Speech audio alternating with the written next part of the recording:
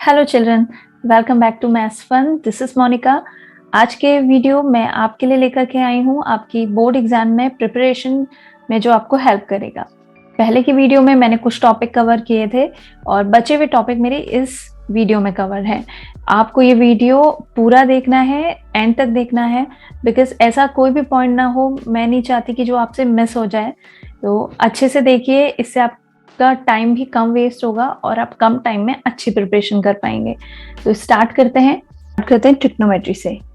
ये एक right angle triangle है, तो यहाँ पे 90 डिग्री है बी एंगल एंड इसके फ्रंट की साइड है हाइपोटेन्यूज एंड एक। तो इस ट्राइंगल में ये 90 डिग्री है, इसके फ्रंट की साइड होगी हाइपोटेन्यूज, तो ये सबसे बड़ी साइड होगी ट्राइंगल की। इसके अलावा हम परपेंडिकुलर बेस कैसे डिसाइड करेंगे, वो डिपेंड करता है एंगल से कि हम कौन सा रेफरेंस एंगल ले रहे हैं। यहाँ पे हम एंगल ए को रेफरेंस ले रहे हैं, इसलिए इसके सामने की जो साइड होगी फ्रंट साइड परपेंडिकुलर एंड दूसरी साइड होगी बेस। बट अगर हमने अपना एंगल ऑफ रेफरेंस चेंज कर दिया, अगर मैं एंगल सी की बात करती हूँ, उस केस में ये हो जाएगा परपेंडिकुलर एंड ये हो जाएगा बेस। इसी अकॉर्डिंग हम क्वेश्चन सॉल्व करेंगे। अब ये है ट्रिग्नोमेट्री रेशियो, ये आपको याद ही होंगे, फिर भी रिवाइज कर लेते हैं। इसके लिए जो एक ट्रिक है, ये रिवाइज कर लेते हैं। देखिए यहाँ पे मैं मेंशन कर रही हूं साइन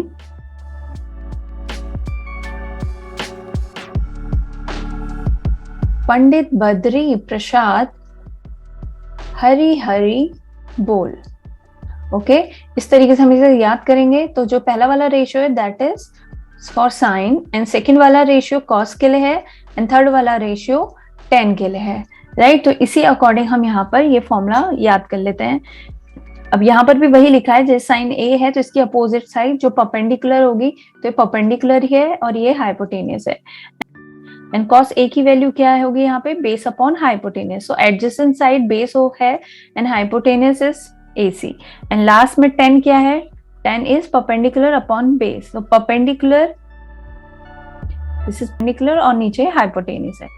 एंड अब बाकी के रेशियोज के लिए क्या करना है, बाकी के रेशियोज हमें फाइंड करने की जरूरत नहीं है, हमें जस्ट उनमें रिलेशनशिप पता होना चाहिए। तो क्या है, this is reciprocal of tan theta, right. तो 10 क्या था यहाँ पे, परपेंडिकुलर अपॉन हाइपोटेनियस, तो यहाँ पे हमें जस्ट उसका अपोजिट कर देना है। हम यहाँ पे हाइपोटेनियस अपॉन परपेंडिकुलर मेंशन करेंगे। एंड ये क्या है, sec A, then sec is opposite of reciprocal of cos A, right. तो यहाँ पे cos A क्या होता है, बेस अपॉन हाइपोटेनियस, तो हम यहाँ पे हाइपोटेनियस अपॉन बेस लेंगे। And this is, as we know, cosec is reciprocal of sin A, right. तो साइन ए क्या था हमारा, परपेंडिकुलर अपॉन हाइपोटेनियस, तो हाइपोटेनियस अपॉन परपेंडिकुलर हम यहाँ पे ले लेंगे। So it's easy. Now the relationship in trigonometric ratios, ये देखिए वही रिलेशनशिप है जो हमने अभी पीछे पढ़ा था। tan A is reciprocal of cot A and cot A is reciprocal of tan A। तो एक ही याद कर लीजिए, sec A is reciprocal of cos A and cosec A is reciprocal of sin A। तीन आइडेंटिटीज याद कर लीजिए, बाकी का तो हम जस्ट इसकी पोजीशन चेंज करके फाइंड कर सकते हैं। तो first is sin square A plus cos square A equals to 1, second is 1 plus tan square A equals to sec square A and third is 1 plus cot square A equals to cosec square A। तो ये भी वही, ये जो नीचे expression दिख रहा है ये भी इसी से आया है, जस्ट इनकी पोजीशन हमने चेंज कर दी है।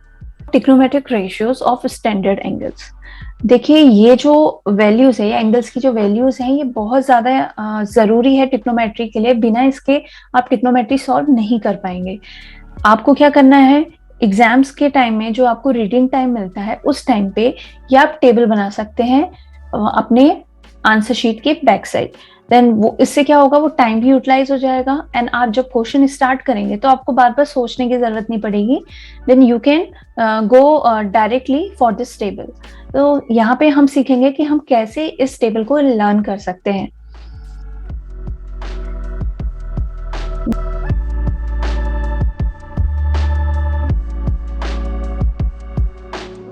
चलिए देखते हैं हम कैसे फाइंड करेंगे साइन ए की वैल्यू।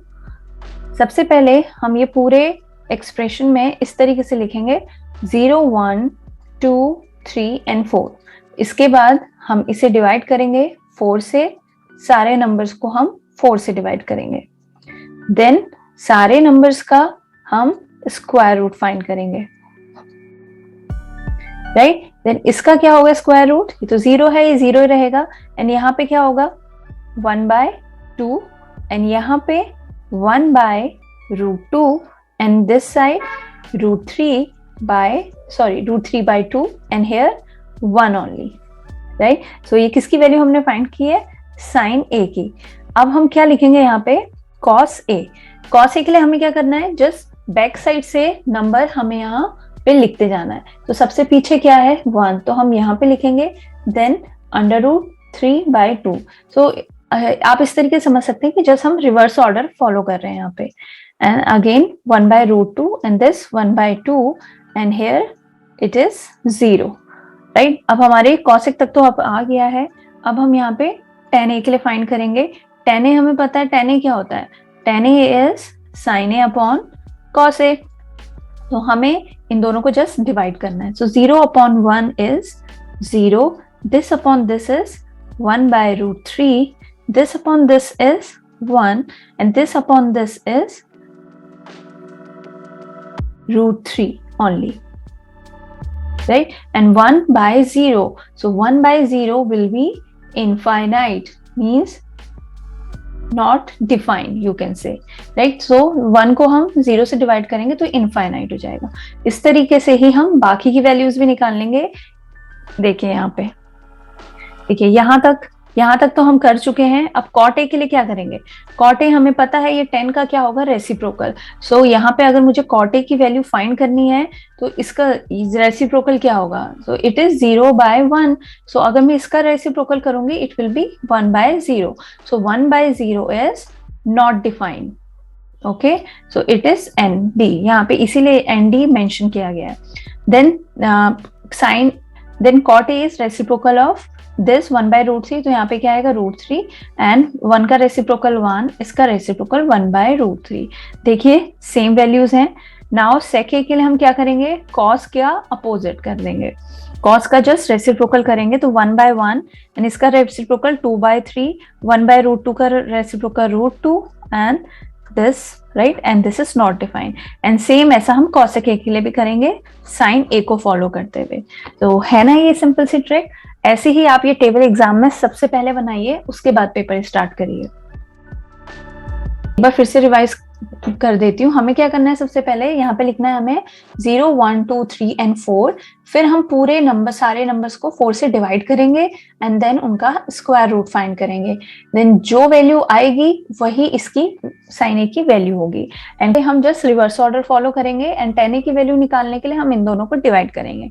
देन सो इससे क्या कंक्लूजन निकला कि हमारे सबसे important sine A and cos A है। अगर ये दोनों आ जाते हैं तो बाकी के तो बहुत इजीली आ ही जाएंगे। मूव करते हैं कोऑर्डिनेट ज्योमेट्री पे। यहाँ पे फॉर्मूले दिए गए हैं डिस्टेंस बिटवीन 2 पॉइंट्स। यहाँ पे 2 पॉइंट्स हैं A एंड B, इनके बीच की डिस्टेंस फाइंड करनी है with the help of distance formula. ये A है एंड B है, इन दोनों के कोऑर्डिनेट्स दिए हैं। देन ये सिंपल सा फॉर्मूला है, √x1 - x2 whole square plus y1 - y2 whole square. Second point है पॉइंट A एंड ओरिजिन। अगर हमें फाइंड करनी है पॉइंट ए की डिस्टेंस ओरिजिन से तो क्या होगी। देखिए ओरिजिन के कोऑर्डिनेट्स क्या होंगे, 0,0। आप सेम फॉर्मूला यहाँ पे अप्लाई करेंगे। देन 0 तो आएगा ही, इसलिए जो लास्ट में एक्सप्रेशन आएगा वो आएगा x² + y²। देन सो इस टाइप की जो फॉर्मूलेस हैं आपको रटने की जरूरत नहीं है, जैसा आप उसे समझिए एंड आपके पास सॉल्यूशन होगा। थर्ड देखिए रेड कलर से ये एक पॉइंट है एंड इस पॉइंट की डिस्टेंस ओरिजिन से है x, राइट, एंड 0, y की वैल्यू 0 है बिकॉज x एक्सिस पे y की वैल्यू हमेशा 0 रहती है। इसीलिए यहाँ पे मेंशन किया गया है distance of OA is x unit. So this is a point on x axis. Same यहाँ पे हम point on y axis and origin, ये एक पॉइंट है और ये ओरिजिन है 0,0, राइट। देन यहाँ इस पॉइंट पे x की वैल्यू 0 है एंड जो डिस्टेंस है y है। एक लाइन है AB, एक पॉइंट P है, इसको m एंड n रेशियो में डिवाइड कर रहा है, तो हमें इस पॉइंट P के कोऑर्डिनेट्स फाइंड करने हैं। फॉर्मूला देखिए कैसे याद करेंगे आप, हमें पॉइंट P के x एंड y कोऑर्डिनेट चाहिए, राइट। देन यहाँ पे मैं x की वैल्यू लिखूंगी, यहाँ पे y की। देखिए x पहले तो सबसे पहले हम यहाँ पे m प्लस n लिखेंगे, राइट, एंड नीचे भी m plus n, right, and y के लिए भी ये x कोऑर्डिनेट्स की वैल्यू है, ये y coordinates, and y coordinates के लिए भी हम m प्लस n लिखेंगे एंड नीचे भी m प्लस n। तो देखिए इतने तो m प्लस n दोनों साइड कॉमन है। अब हमें क्या करना है, x की वैल्यू निकालनी है, तो यहाँ पे सिर्फ x आएगा, y का टर्म हम नहीं ले सकते हैं। तो यहाँ पे मैं स्टार्ट करूंगी x2 से एंड x1 से, एंड यहाँ पे मैं करूंगी y2 से एंड y1 से। देखिए है ना सिंपल। इस तरीके से आप याद करेंगे तो आप एग्जाम में बिल्कुल भी नहीं भूलेंगे। नाउ मिड पॉइंट फॉर्मूला, ये सबको पता है कि मिड पॉइंट हम कैसे फाइंड करते हैं। ये दो पॉइंट्स हैं, मिड पॉइंट चाहिए, तो x कोऑर्डिनेट्स क्या होंगे इसके, x1 plus x2 divided by 2 and y1 plus y2 divided by 2। Next is area of quadrilateral. In this case, when you will have 4 points of quadrilateral A, B, C, D, यहाँ पे हमें quadrilateral का form area find करना है। जो देखिए quadrilateral के area का तो फॉर्मूला हम यहाँ पे नहीं लगा सकते हैं। हम क्या करेंगे, यहाँ पे सीधे हम इस क्वाड्रिलेटर को डिवाइड करेंगे दो ट्राइंगल्स में, फिर हम इस वाले ट्राइंगल का एरिया फाइंड करेंगे एंड इस वाले ट्राइंगल का एरिया, एंड दोनों को ऐड करेंगे। Now using distance formula to identify shape, इस टाइप के क्वेश्चंस भी आपके एग्जाम में आते हैं। आपको शेप दिए हुए हैं और आपको फाइंड करना है कि वो शेप किस चीज के हैं, वो वेदर इट इज स्क्वायर और रेक्टेंगल, राइट, इस टाइप से, या फिर रोम्बस है या पैलोग्राम है। यहाँ पे क्या है, कोई भी फॉर 4 पॉइंट्स, कोई भी 4 पॉइंट्स हैं, हमें कितनी डिस्टेंस दे सकते हैं, दैट इज 6, 1 2 3 4 5 एंड 6। अब हम यहाँ पे देखिए, अगर हमें स्क्वायर फाइंड करना है उस केस में हम क्या करेंगे, A B B C C D A D, ये चारों साइड्स हम फाइंड करेंगे एंड ये चारों साइड्स, ये 4 साइड्स इक्वल होनी चाहिए, राइट। बट रोम्बस में भी क्या होता है, रोम्बस में भी ये चारों साइड्स इक्वल होती है। तो हम कैसे डिफरेंशिएट करेंगे कि ये स्क्वायर है या रोम्बस। स्क्वायर के लिए हमें एक चीज और फाइंड करनी पड़ेगी, that is diagonal, AC and BD, because in square diagonal are equal. So यहाँ पे इन दोनों में बस यही डिफरेंस है, दोनों की साइड्स इक्वल होती है, बट स्क्वायर के डायगोनल्स भी इक्वल होते हैं। सेम हम रेक्टेंगल के केस में भी करेंगे। रेक्टेंगल में भी हम फ्रंट की साइड्स निकालेंगे एंड देखेंगे वो इक्वल है या नहीं। अगर वो इक्वल है तो वो पैलोग्राम भी हो सकता है, बट हमें अगर और एक्यूरेट रिजल्ट चाहिए उसके लिए हम रेक्टेंगल की भी डायगोनल फाइंड करेंगे और वो दोनों इक्वल होने चाहिए। अगर वो दोनों इक्वल है इट मींस वो रेक्टेंगल है, नहीं तो वो पैलोग्राम होगा। सेम चीज यहाँ पे मेंशन है, देखिए सेम। तो डायगोनल हमें किस केस में फाइंड करने हैं, स्क्वायर एंड रेक्टेंगल के केस में हमें डायगोनल भी फाइंड करने हैं, एंड रोम्बस एंड पैलोग्राम इस केस में नहीं करने हैं।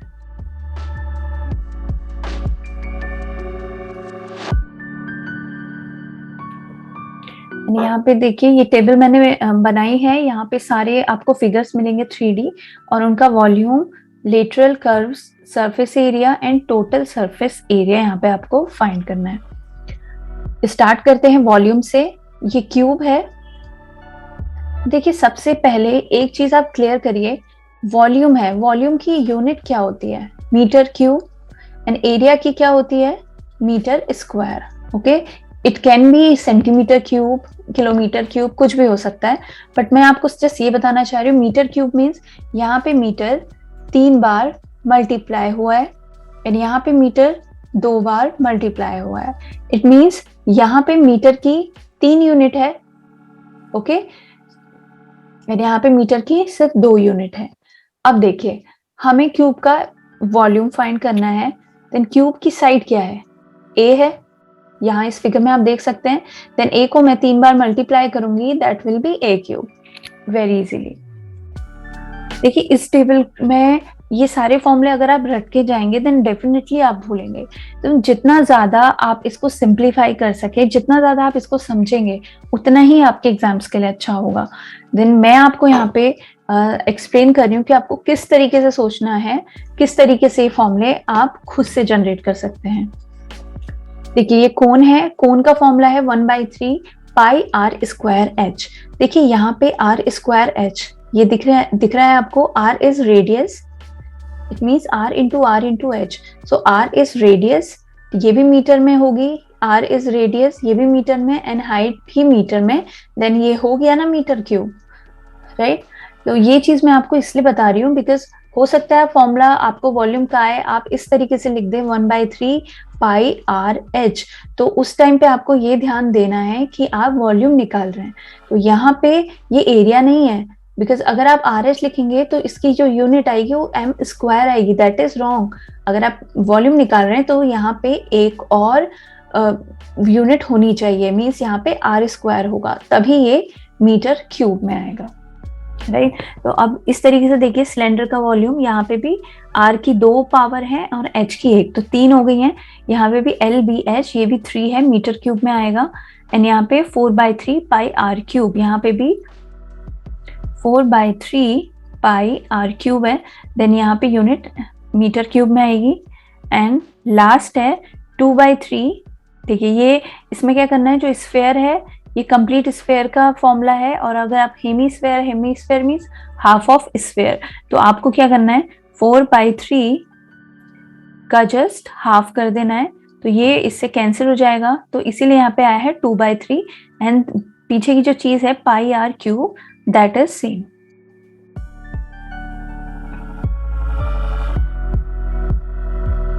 अब बात करते हैं लेटरल कर्व सरफेस एरिया की। देखिए यहाँ पे जो भी ये यूनिट है ये मीटर स्क्वायर में आएगी, ये मैंने पहले भी आपको एक्सप्लेन कर दिया है। अब मैं आपको बताऊंगी कि लेटरल कर्व सरफेस एरिया होता क्या है। इस एरिया में जो इसके चारों ओर एरिया है वो आएगा, ओके। एंड ऊपर का और नीचे का हम नहीं लेते हैं। देखिए अब देखते हैं ये 4a² आया कैसे। अगर मैं इन चारों फेसेस को लेती हूं तो इसका एरिया निकालते हैं। ये क्या है, सरफेस एरिया है, इट मीन्स हमें इसका चाहिए, साइड का चाहिए, पीछे का चाहिए, एंड हम ऊपर का और नीचे का नहीं लेंगे। देन सबसे पहले मैं इस वाले फेस का एरिया निकालना चाह रही हूँ, तो ये क्या आएगा, दिस इज अ स्क्वायर, तो स्क्वायर का क्या होता है एरिया, a², ठीक है। तो ऐसे कितने फेसेस हैं यहाँ पे, 1 2 3 and 4, so that is why it is 4a², okay. And यहाँ पे अब ये कोण है, इसका pi R L, this is L, this is R, तो ये आपको याद करना पड़ेगा।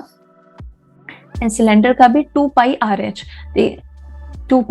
तो यहाँ पे भी देखिए, यहाँ पे मीटर स्क्वायर आएगी यूनिट, बिकॉज ये एरिया है, एंड यहाँ पे भी आर एच है, ये भी मीटर स्क्वायर में आएगा, यहाँ पे सिर्फ 2 ही यूनिट है। अब क्यूबॉइड का देखिए, अगेन लेटरल सरफेस एरिया, तो हम इसका निकालेंगे side and back side, and ऊपर और नीचे का हम छोड़ देंगे।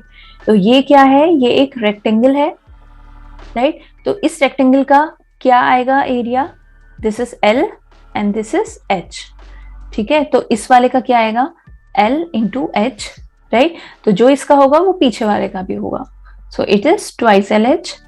अब हम क्या करेंगे, साइड वाले का फाइंड करते हैं। तो ये क्या है, b है, एंड ये क्या है, h है। सो इस साइड वाले का क्या होगा, b इंटू एच, एंड जो इसका है वो इसके फ्रंट वाले का भी होगा b इंटू एच, तो it is again twice of B H, right. तो इसी तरीके से आप ये फॉर्मूला फाइंड कर सकते हैं। नाउ स्फेयर का 4 पाई आर स्क्वायर, देखिए पाई आर स्क्वायर तो सर्किल का होता ही है, आपको जस्ट 4 आगे से लगाना है, एंड हेमीस्फेयर तो जस्ट इसका हाफ है, that is why it is 2 pi R square. Now it is total surface area. अब देखिए टोटल सरफेस एरिया में हम क्या करेंगे, ये लेटरल जो इसके चारों ओर था, लेटरल में हम ऊपर का और नीचे का भी ऐड कर देंगे, राइट। तो हमें ये 4a² हम यहाँ पे लिखेंगे। अब ये ऊपर वाले पोर्शन का क्या होगा, a² और नीचे का भी क्या होगा, a², तो ये 2 हैं, तो that is why here 2a² we are going to add. So 4a² plus 2a² is 6a²। तो इस टाइप के फॉर्मूले आपको याद करने की जरूरत नहीं है, ये आप खुद से बना सकते हैं। ये यहाँ पे पाई आर एल, तो इसका पाई आर एल इसका चारों ओर जो सरफेस था उसका है। अब हम टोटल सरफेस में ये वाला भी ऐड करेंगे, इसीलिए हमने पाई आर एल में पाई आर स्क्वायर ऐड किया है, because this is a circle. Next में 2 पाई आर एच, और इसमें हम क्या ऐड करेंगे, देखिए सिलेंडर है, इसके भी चारों ओर जो एरिया था वो लिया गया है, इसका सर्किल छोड़ा गया था, अब हमें ये भी ऐड करना है। सो इसका क्या होगा, पाई आर स्क्वायर, और यहाँ पे 2 सर्किल है इसलिए हम यहाँ पे 2 पाई आर स्क्वायर ऐड करेंगे। एंड नेक्स्ट में देखिए हमने ये ऊपर का और नीचे का छोड़ा था, तो ये क्या है, इसका एरिया निकाल लेते हैं ऊपर वाले का, ये L है और ये B है, इसीलिए हमने 2LB यहाँ पे ऐड किया है। एंड यहाँ पे ये दोनों सेम है। एंड यहाँ पे देखिए इसमें एक बहुत माइन्यूट सा डिफरेंस है, यहाँ पे हम सेम नहीं लेते हैं, बिकॉज देखिए ये जो हेमिस्फेयर है ये अभी स्फेयर है, राइट, तो इसका कर्व सरफेस एरिया पूरा ही होगा, टोटल सरफेस एरिया यही लेटरल है। बट जब हम इसे हाफ से कट करेंगे उस केस में देखिए ये जो इतना पोर्शन है आगे और पीछे, ये तो इसका लेटरल सरफेस एरिया हो गई, बट जब टोटल सरफेस एरिया की बात करेंगे तो ये जो कटा हुआ पोर्शन है ये भी इसमें इंक्लूड होगा, राइट। तो यहाँ पे ये क्या है, ये अगेन एक सर्किल है, इसलिए हमने यहाँ पे पाई आर स्क्वायर ऐड किया है, तो it will be 3 pi R square, right. तो इस तरीके से आप टेबल बना लीजिए। मैं फिर से बोलूंगी, जिस टाइम पे आपको पेपर रीडिंग का टाइम होता है, जो टाइम बच जाता है, आप उसी वक्त ये टेबल बना सकते हैं, इससे आपका टाइम बहुत ज्यादा सेव होगा, बिकॉज एग्जाम्स में इतने सारे क्वेश्चंस होंगे, आप कंफ्यूज हो जाएंगे, तो आप फॉर्मूले भी भूल सकते हैं, इसलिए फ्रेश माइंड से स्टार्टिंग में ही आप ये टेबल बना लीजिए।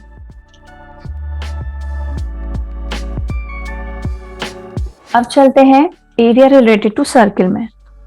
ये सर्किल है, इस पे रेड कलर से आप देख सकते हैं ये आर्क है, एंड ये वाला पोर्शन सेक्टर है, ओके, तो ये सेक्टर है एंड ये आर्क है, एंड ये वाला पोर्शन सेगमेंट है। तो ये फॉर्मूला अप्लाई करने से पहले ये तीनों पॉइंट आपको क्लियर होनी चाहिए। अब देखते हैं major sector and minor sector. ये सर्किल का मेजर जो बड़ा वाला सेक्टर है और ये छोटा वाला है, इसलिए माइनर है। अब हम फॉर्मूले देखते हैं। ये सेक्टर में जो central angle is theta and radius is R. If theta is major in degree then area of sector क्या होगा, theta upon 360 into pi R square, right. तो आप ऐसे देखिए कि हम एरिया फाइंड कर रहे हैं, तो area of circle is pi R square, बाकी आपको ये इसमें ऐड करना है। एंड अगर if the theta is major in radian then area of sector is this, तो यही थोड़ा सा डिफरेंस है। अगर डिग्री में है तो ये लगाएंगे और रेडियन में है तो आप ये फॉर्मूला लगाएंगे। मोस्टली वैसे इसी फॉर्मूले पे बेस आपके क्वेश्चंस आते हैं। Next is similarly the length of the arc of the sector with angle theta is given by. देखिए अब हमने इस वाले सेक्टर का ये जो निकाला, ये हमने एरिया निकाला था, राइट, इस फॉर्मूले से। अब हम क्या करेंगे, इस वाले सेक्टर, ये जो दिख रहा है आपको, ये जो आर्क है जो मैं ड्रॉ कर रही हूँ, दिस इज आर्क, ठीक है। अब हम इसकी लेंथ निकालेंगे, उसके लिए हम क्या फॉर्मूला लगाएंगे, सेम थीटा अपॉन 360, ये दोनों में कॉमन है, ये तो लगाएंगे, और हम मल्टीप्लाई करेंगे 2 पाई आर से, राइट। यहाँ पे पाई आर स्क्वायर से किया था और यहाँ पे हम करेंगे 2 pi R. Now area of sector of circle L into R divided by 2। अब आप सोचेंगे कि ये ऑलरेडी तो फॉर्मूला दिया हुआ है एरिया का, फिर से यहाँ पे क्यों है। देखिए अगर आपको किसी क्वेश्चन में ये एंगल नहीं दिया है and length of arc given है, तो उस केस में आप ये वाला फॉर्मूला लगाएंगे। देखिए ये जो फॉर्मूला है theta upon 360 into pi R square, this is area of sector. इसी को मैं इस फॉर्मूले से ये फॉर्मूला कैसे जनरेट होगा मैं आपको वो समझाती हूँ। हम क्या करेंगे, इसमें हम 2 से डिवाइड भी करेंगे एंड 2 से मल्टीप्लाई भी करेंगे, राइट। एंड यहाँ पे आर स्क्वायर है, इस आर स्क्वायर को मैं आर इंटू आर में कन्वर्ट कर रही हूँ। अब देखिए ये जो पूरा पोर्शन है, ये क्या है, length of arc, this is length of arc, so that is why it is R L, and यहाँ पे बचा हुआ क्या है, R and this half. Then देखिए सेम फॉर्मूला, राइट। तो ये कुछ अलग नहीं है, ये जो फॉर्मूला है ये इसी से जनरेट हुआ है। कैसे हुआ है मैंने आपको एक्सप्लेन कर दिया है। Probability equals to favourable outcomes divided by total outcomes. यहाँ पे क्या है प्रोबेबिलिटी, तो प्रोबेबिलिटी हमेशा 0 एंड 1 के बीच में ही लाई करती है। ये 0 से या तो बड़ी होगी या उसके इक्वल होगी, या फिर ये 1 के इक्वल होगी या उससे कम होगी। देन कभी प्रोबेबिलिटी कभी भी नेगेटिव नहीं होगी एंड 0 से कम नहीं होगी। Third is probability of a sure event is 1, probability of an impossible event is 0 for any event. यहाँ पे देखिए ये एक्सप्रेशन है, this is PE plus PE not, okay. So E not represent, किसे रिप्रेजेंट करता है, positive, right, because E and E bar called complementary event, right. तो इन दोनों का एडिशन हमेशा, तो इन दोनों का एडिशन हमेशा 1 के इक्वल होगा। नाउ दिस इज ट्राइंगल, इसमें आपके बहुत सारे थ्योरम्स हैं, आप उनको रिवाइज कर लीजिए बिकॉज प्रूफ वाले क्वेश्चंस में वो जरूर आएंगी। ये MCQ है आपका, तो ऐसा तो नहीं है कि आपको प्रूफ करना है कि प्रूव दिस थ्योरम। तो यहाँ पे आप थ्योरम का यूज करके कोई भी आंसर फाइंड कर सकते हैं।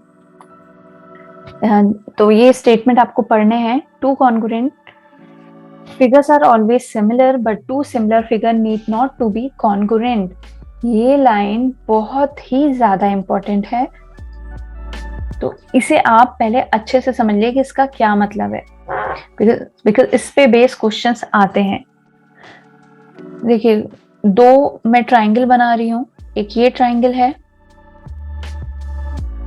एक ये ट्राइंगल है, एक और मैं ट्राइंगल बना रही हूं, this is bigger one, right. तो ये दोनों ट्राइंगल्स कॉन्ग्रुएंट है because both triangles are same in shape and same in size, right. तो इन दोनों में क्या होगा, साइज भी इक्वल होंगी एंड सारे एंगल्स भी इक्वल होंगे, right. But this triangle and this triangles, okay, this and this both triangles are similar. Similar क्यों है, बिकॉज ये दोनों triangle same in shape but not same in size. दोनों का शेप सेम है बट ये दोनों साइज में सेम नहीं है, इसलिए ये दोनों ट्राइंगल क्या है, सिमिलर है। अब पढ़ते हैं ये लाइन को, two congruent figure are always similar. Yes, ये दोनों कॉन्ग्रुएंट फिगर हैं, ये दोनों हमेशा सिमिलर होंगे, बिकॉज सिमिलर के लिए क्या चाहिए, दोनों सेम शेप के होने चाहिए, साइज डजंट मैटर। तो शेप तो दोनों का सेम है ही, तो ये सिमिलर होंगे। But two similar figures need not to be congruent, means this and this, ये सिमिलर है बट ये कॉन्ग्रुएंट नहीं है, बिकॉज इन दोनों का शेप सेम है लेकिन ये दोनों साइज में डिफरेंट है। Okay, got it now. Next देखते हैं, two polygons are similar if the length of their corresponding side are proportional, right. तो ये सिमिलरिटी का क्राइटेरिया है, आप देखेंगे जो साइड्स होती हैं उसमें हमेशा प्रोपोर्शन में होती हैं बट एंगल्स हमेशा इक्वल में होते हैं। तो आप साइड्स इक्वल नहीं ले सकते हैं, आपको साइड्स प्रोपोर्शन में ही लेनी होंगी एंड एंगल्स आप इक्वल ले सकते हैं। Next is two triangles are similar if their corresponding angles are equal. Same चीज यहाँ पर लिखी हुई है, if corresponding angles of two triangles are equal then they are known as equilateral triangle. The ratio of any two corresponding side in two equilateral triangle is always the same. अब यहाँ पे similarity criteria देख लीजिए, side side side, angle angle angle, angle angle and side angle side. तो ये similarity की हम बात कर रहे हैं, तो हम इसमें क्या लेंगे, corresponding side of any two triangle are in the same ratio and their corresponding angles will be equal, right. तो साइड्स का जो रेशियो है, करस्पॉन्डिंग साइड्स के रेशियो इक्वल होंगे, तो उस केस में हम इसे सिमिलर प्रूफ कर सकते हैं।